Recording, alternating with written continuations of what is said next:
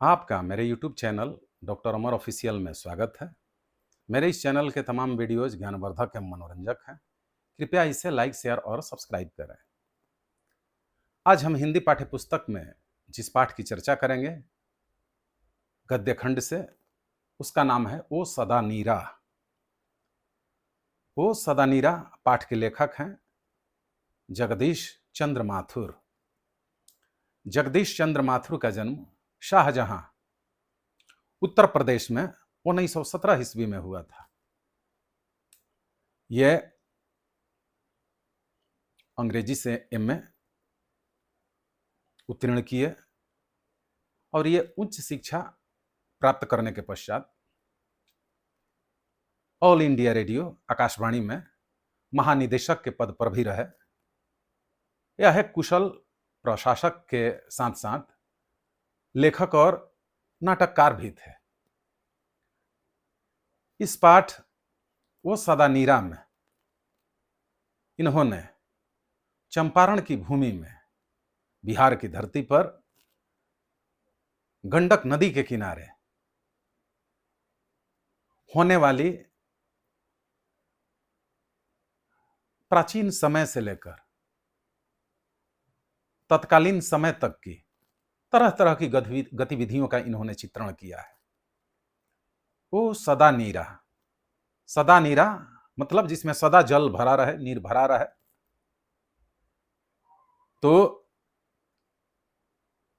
नदियां अपनी जल की विशेषता के लिए ही प्रसिद्ध हैं और पहले के समय में आज की तरह उतना प्रदूषण नहीं था, बाढ़ भी जबरदस्त आती थी और बाढ़ को रोकने के लिए इतने अधिक जंगल और पेड़ पौधे थे कि उनके सहारे बाढ़ का पानी फैलने से स्वतः रुकता भी था। लेकिन मनुष्य की भौतिकवादी उपभोक्तावादी संस्कृति ने अपने स्वार्थ के लिए, अपनी सुख सुविधा के लिए पेड़ों और जंगलों का काटना, उनका सफाया करना शुरू किया। तो उस स्थिति में बाढ़ की विकराल समस्या उत्पन्न होती गई। नदियों का पानी इतने जोरदार तरीके से बरसात के मौसम में बाढ़ का भयावह दृश्य उपस्थित करने लगा कि उसे नियंत्रण कर पाना मुश्किल हो गया और चारों ओर जान माल की क्षति होने लगी, क्योंकि वृक्ष और पेड़, बगीचे, जंगल बाढ़ के तेज बहती धारा और जल प्रवाह को रोकने में सक्षम होते हैं, लेकिन इनके कट जाने से, मैदानी इलाका हो जाने से बाढ़ आने का, पानी को तेजी से फैलने का खतरा बढ़ जाता है। तो इन्होंने बताया है, जगदीश चंद्र माथुर ने, कि यह चंपारण की भूमि जो है भगवान बुद्ध, महावीर, अशोक और महात्मा गांधी की भूमि रही है। बुद्ध और महावीर तो अपने समय में यहां पधार कर लोगों को अपना उपदेश दिए ही ब्रिटिश हुकूमत में भी अंग्रेजों के अत्याचार से पीड़ित जनता, निलहे किसानों की समस्या को लेकर जब लोगों ने विरोध करना शुरू किया, गांधी जी का आह्वान किया, तो गांधी जी भी इस गंडक नदी के चंपारण क्षेत्र में पधार करके यहां की किसानों की समस्याओं को विधिवत सुना। अंग्रेज अधिकारियों की बातों को भी उन्होंने गौर से सुना और उसके बाद यहां आश्रम बना करके लोगों को साथ लेकर के पहले शिक्षा का प्रचार प्रसार इन्होंने करने का सलाह दिया। इस कार्य में पुंडलिक जी, राजकुमार शुक्ल जी अन्य कई लोगों ने महती भूमिका अदा की। इन्होंने बताया, गांधी जी ने, कि अंग्रेजों के खिलाफ संघर्ष के लिए सबसे पहले सब में, हमारे समाज में, नागरिकों में शिक्षा का प्रचार प्रसार अत्यधिक आवश्यक है। इसके लिए उन्होंने बुनियादी विद्यालयों की भी स्थापना की और शिक्षा के साथ साथ इन्होंने अंग्रेजों से न डरने की भी सलाह दी और अपने लोगों को बताया कि शिक्षा देने के साथ साथ इस चीज की भी शिक्षा दी जाए, उनके दिल दिमाग में यह भावना भरी जाए कि किसी भी स्थिति में अंग्रेजों से डरे नहीं, बल्कि एकजुट होकर अपनी बात को रखें, उनका विरोध करें। तो चंपारण की धरती पर गांधी जी ने आकर यह करने का प्रयास किया और उनके आने के पहले या उस समय भी अंग्रेजों का दमन, पीड़ा, शोषण, अत्याचार चरम सीमा पर था। उस क्षेत्र में या और अन्य क्षेत्र में भी जिस सड़क से अंग्रेज अधिकारी आते जाते थे, उस सड़क पर लोगों को मवेशी ले जाना मना था। किसी भी प्रकार का कोई खर्च अंग्रेजों को करना होता था, वे टैक्स के रूप में, अनाज के रूप में, वे कर के रूप में गरीब निरीह जनता से दमन पूर्वक जबरदस्ती वसूल करते थे। चाहे उनके यहां कोई शादी विवाह फंक्शन हो, उत्सव हो, चाहे उन्हें हाथी खरीदना हो, चाहे उन्हें कोई बीमारी हो जाए, इलाज कराना हो, चाहे कोई गाड़ी खरीदनी हो, हर कार्य के लिए, हर खर्चे के लिए जनता से पैसा वसूलना, अनाज वसूलना, टैक्स कर वसूलना उनकी आदत बन गई थी और किसी के न देने पर उनको पीटना, दंडित करना, उनके झोपड़ी मकान में आग लगा देना आम था, सामान्य बात थी।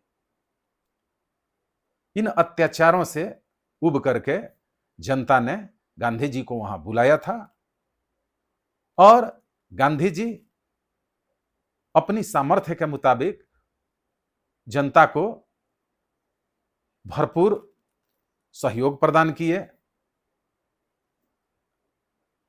और इसके बाद जगदीश चंद्र माथुर ने यह भी लिखा है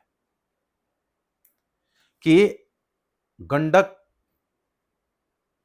में पानी जो है, बहता हुआ पानी, फसलों, पेड़ों को सिंचता हुआ पानी, वहां तरह तरह के वृक्षों, फल फूल, अनाजों का जो भंडार उत्पन्न कर रही है और पीढ़ियों से जो है प्राचीन सभ्यता संस्कृति को अपने साथ समेटे हुए है, आज भी गवाह हैं।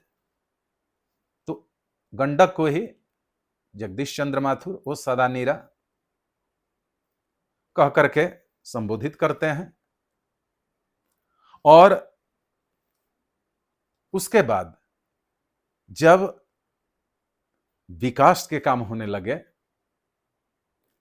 तो वहां भैंसा लोटन के पास बहुत बड़े डैम, बराज का इंजीनियरों ने निर्माण किया, जिससे कि चंपारण की नदी से, गंडक नदी से नहरों का जाल बिछाया जा सके और चारों ओर सर्वत्र पानी पहुंचाकर फसलों के सिंचाई की व्यवस्था, पानी की व्यवस्था पर्याप्त रूप से की जा सके।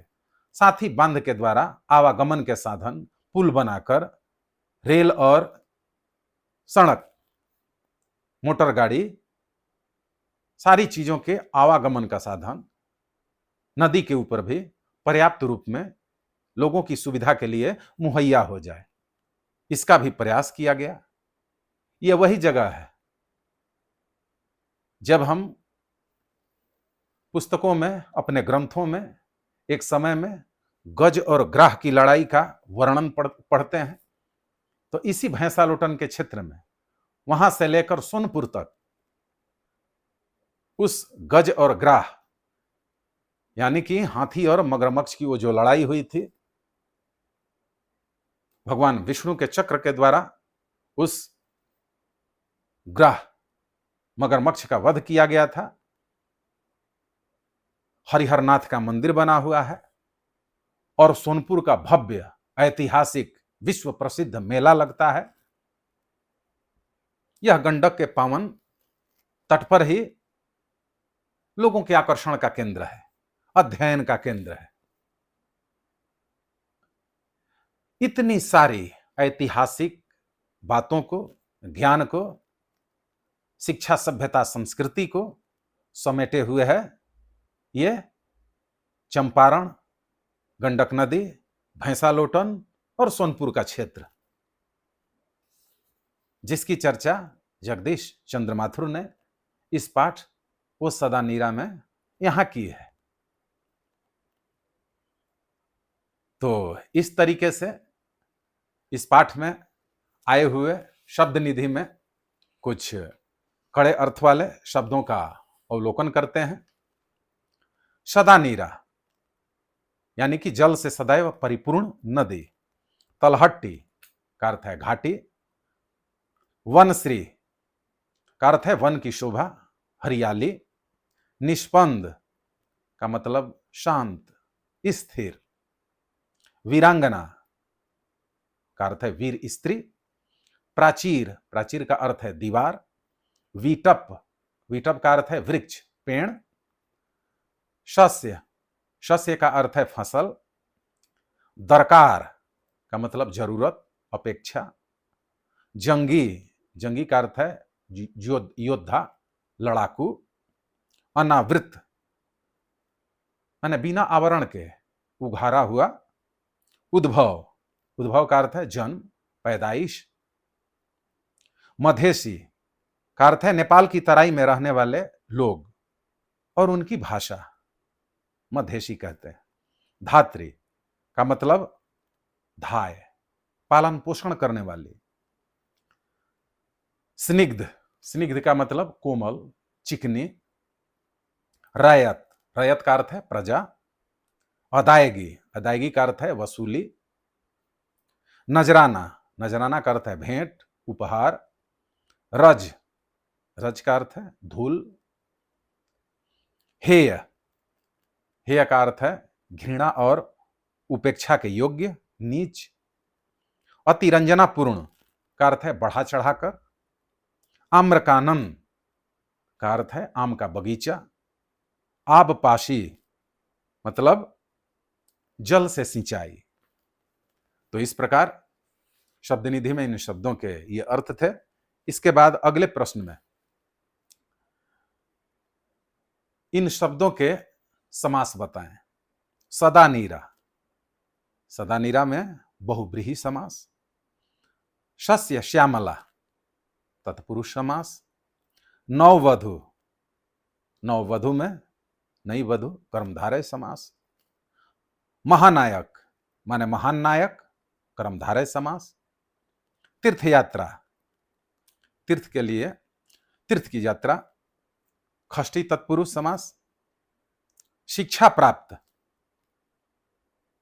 द्वितीय तत्पुरुष समास।